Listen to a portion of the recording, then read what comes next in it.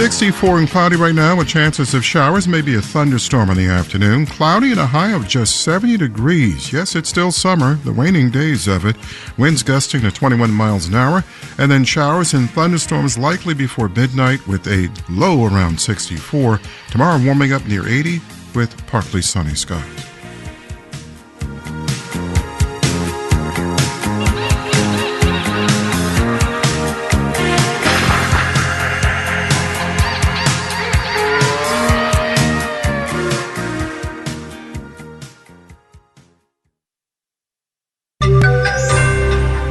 When will home loans click into lower gear? You may have just heard the click.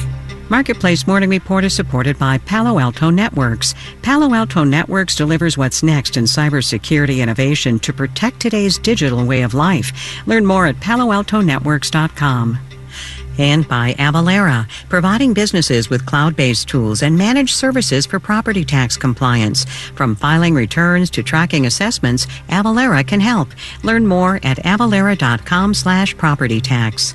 I'm David Brancaccio in Los Angeles. Here is what we're expecting, subject to the winds of fate. In just over 7 hours, we'll get the bulletin from the Federal Reserve lowering a key short-term interest rate by 1/4 of a percentage point.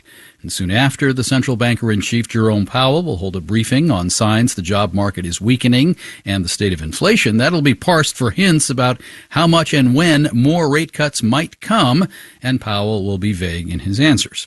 The average 30-year fixed-rate mortgage fell sharply in the last day, 6.13% now, the lowest in more than a year using Mortgage News Daily's calculation. The Mortgage Bankers Association has its own update on the way. Here's Marketplace's Carla Javier. There are a lot of factors that go into mortgage interest rates, says Jessica Lautz, Vice President of Research at the National Association of Realtors. Yes, Federal Reserve policy is one part, but also it's really looking at the market. It's looking at supply and demand for mortgages. Also the 10-year Treasury yield, also inflation. You get the idea.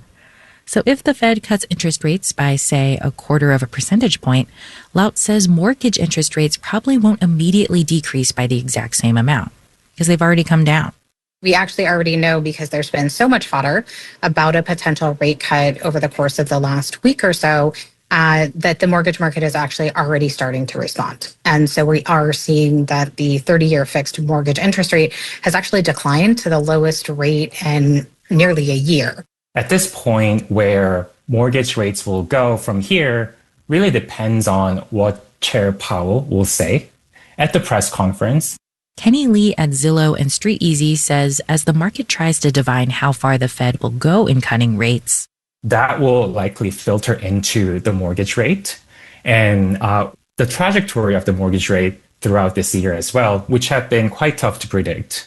Given that uncertainty, Holden Lewis with the personal finance website NerdWallet has some advice for prospective home buyers trying to decide if they can afford to get into the market. Let's say you need a $400,000 mortgage. The difference between 6.5% and 6% is $130 a month. And for a lot of people, just that $130 a month difference really is the dividing line between not being able to afford a home and being able to afford a home. But remember, the cost of the house itself is a big part of that calculation, and home prices vary greatly depending on where in the country you're buying. They're up in Boise, Idaho, New York, and Chicago, for example, while, as NerdWallet's Holden Lewis points out, home prices in some markets, especially in Texas and Florida, have actually been falling in the last year. Lewis also reminds home buyers to factor in other monthly costs when assessing affordability, like home insurance premiums, which have been rising significantly. I'm Carla Javier for Marketplace. Markets Dow futures are up just slightly. S&P and NASDAQ futures are down about 0.1% ahead of the big interest rate news on the way. Microsoft has announced a $42 billion investment in Britain's artificial intelligence industry. That's Microsoft's biggest bet outside the U.S.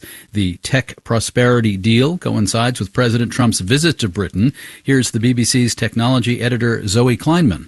A lot of those billions will be spent on new data centres, and Microsoft will also now be involved in the development of a powerful supercomputer. Sir Keir Starmer said the agreement represented a general step change in Britain's relationship with the US that would deliver growth, security and opportunity up and down the country.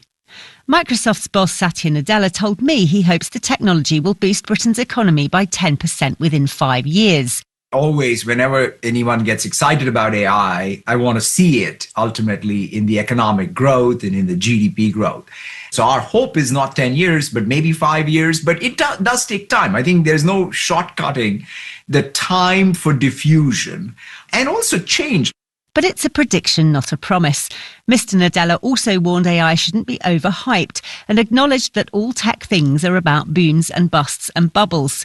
He conceded that artificial intelligence requires high energy consumption, but said this was outweighed by its benefits, especially in healthcare, public services and productivity.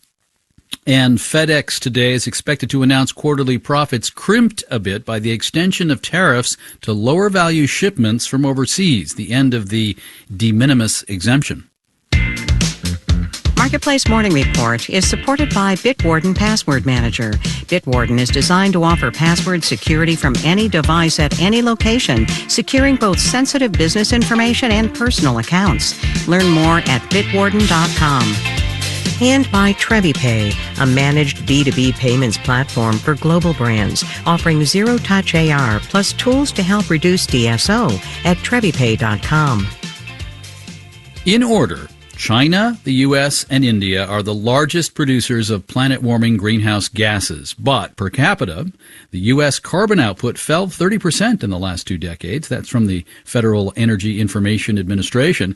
Now, one part of that is how we generate electricity. Marketplace's Henry Epp reports.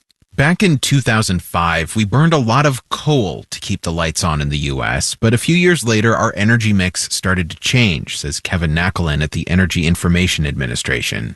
We had a big boom in natural gas-powered electricity generation. This was when fracking became a big thing. Natural gas is still a fossil fuel, but it produces less carbon dioxide than coal. And in the late 2000s, using more natural gas led companies to shut down a lot of coal plants, which lowered carbon emissions. Then, in the past decade or so, we saw a lot of that being growth in renewable sources like wind or solar. But going forward, emissions might not fall at the same pace, says Kenneth Gillingham at Yale, in part because electricity demand is rising.